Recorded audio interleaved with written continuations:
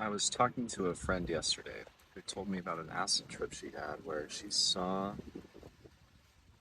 what she described to be, if I remember right, DNA, and that the DNA spirals had eyes on it. And when all of the eyes faced in at each other, it realized that they were all the one strand observing itself in that moment of contact, of sight on sight, seeing on seeing. The whole structure would collapse in on itself. And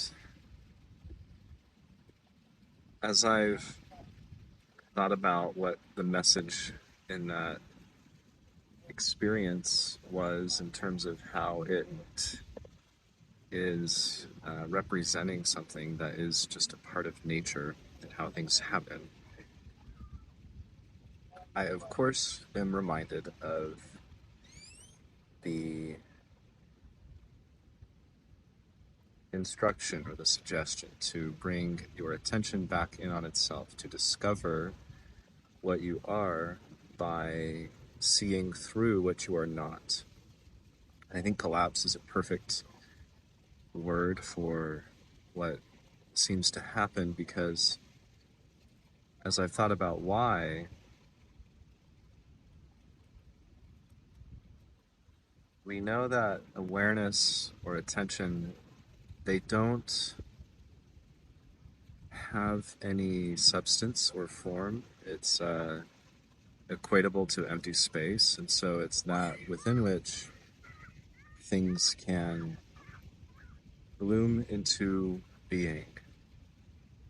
And the sense of there being something requires there to be the appearance of a duality between being and not being, you and me, black and white, and all of the gradients that can appear in between the two extremes of that polarity. And so, if I'm not looking back at the part that's looking at me,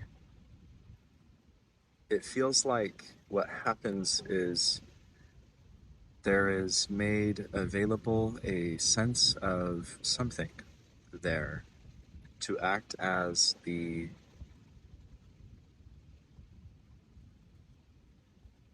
material that fills up the space and creates the sense of an object. And what that material is, as I think about this, what it seems to be to me is fundamentally made up of what we call assumption. And assumption is like the energetic signature of I am going to pretend that something is there because I have enough confidence in that I'm not going to check. And the thing is with our assumptions is that when we do check to verify them, the belief oriented, the confidence oriented aspect of that activity collapses into knowing. We directly perceive what's there. It's no longer a belief. We no longer have to have confidence in it. It's the conviction of knowing. It's the direct experience that cannot be argued or altered. And so when I notice Buddhism is so helpful in creating like a conceptual model to guide one through this in a productive way, because the whole like purpose of the Buddhism map is to eliminate and reduce the suffering of an individual. And so we start with recognizing where there is suffering, characterized by some form of tension, tension in the body, emotions in the mind, thoughts. And that tension is found to be representative of where there is an assumption being made of an object, the object being a separate entity that, therefore, by the nature of its alleged separation, needs to come into contact with something more than what it already has in order to become whole, to become not separate. And so the separation itself is the assumption. The assumption of separation assumes there then to be space that can be filled with something more than what already is. And so it assumes both more and less than what already is, which can't happen because what is already is it.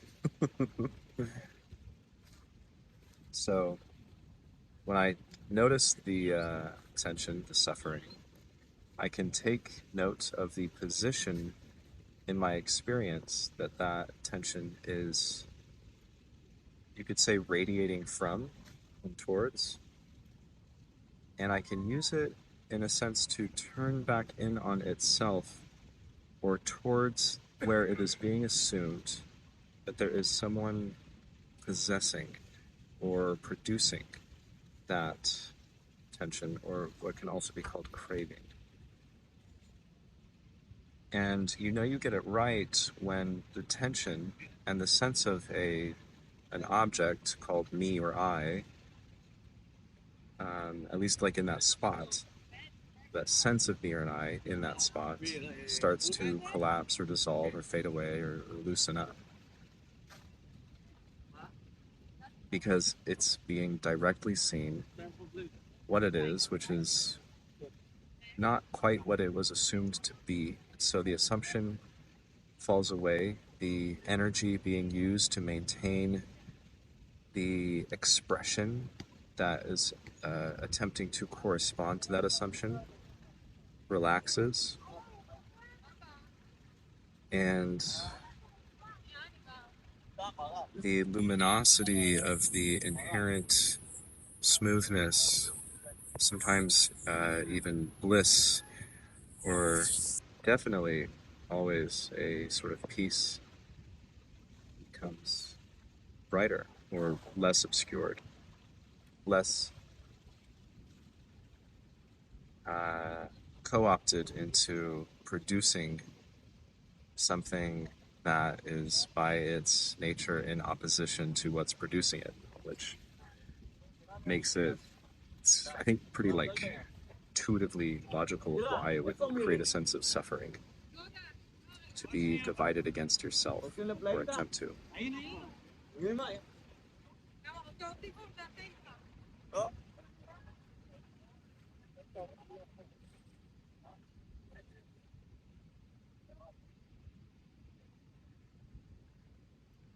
And we have all of these unconsciously uh, supported like strings or streams of activity that have been active long enough that there is another grand assumption about all of them, that they are normal. That's what is what I am, and therefore cannot be attended to through the disillusion of its own reason for being. And so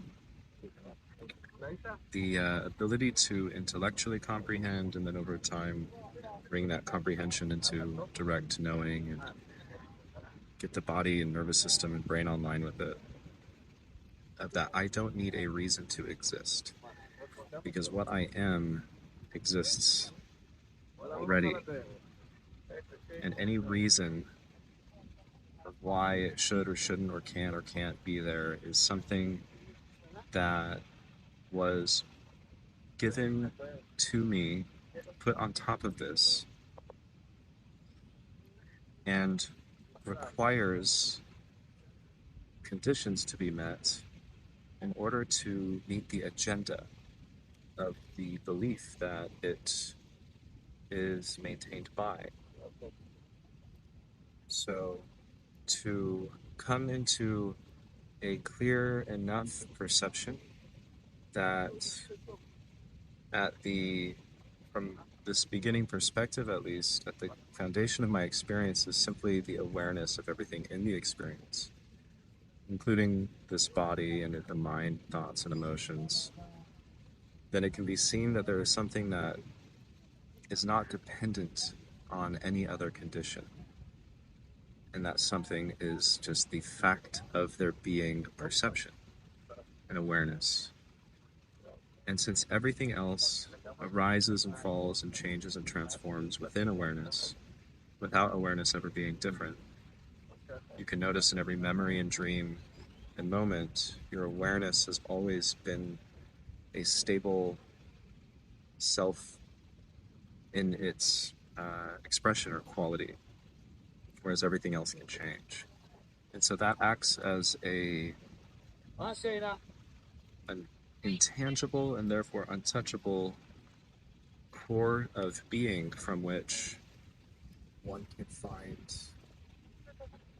the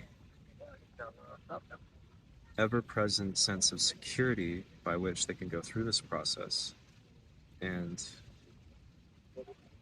untie all of the knots, so to speak, in our consciousness that are brought into our awareness by the fact that they produce a sense of suffering, and separation. And then eventually, even awareness and perception itself can be, in some sense, let go of to finalize the process. And then the, you could say, grand coherence that is put on full unclouded display at that point can be experienced by every speck, every point of awareness within itself. And then the absolute totality of freedom that is advertised by teachers throughout time, space, and YouTube becomes permanently and undeniably ever present and impossible to lose.